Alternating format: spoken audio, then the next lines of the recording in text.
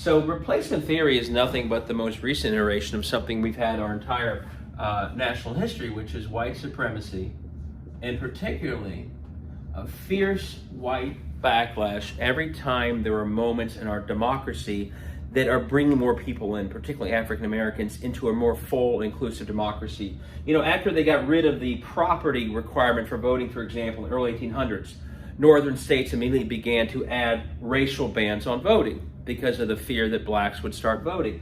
After the Civil War, those amendments and blacks began voting and registering big numbers in the South, that led to violence, voter suppression, and almost a century of Jim Crow. Civil rights laws led to the Southern strategy, same effort to claw back. And the Obama coalition getting its way in 2008 and beyond led to immediate, not just birtherism, but post-Obama voter suppression, again, based on things like myths of voter fraud.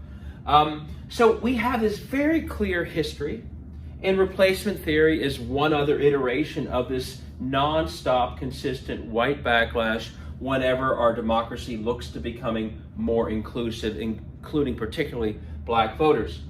Here's where the censorship comes in, and this is where I so worry about the censorship.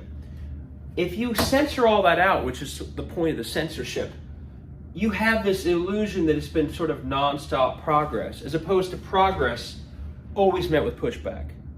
So you blind people to the reality that it's always been a back and forth, but you also blind people to the reality of it's the same tools of myths and disinformation, gerrymandering and suppression and violence that have always been the way in which the pushback has been advanced.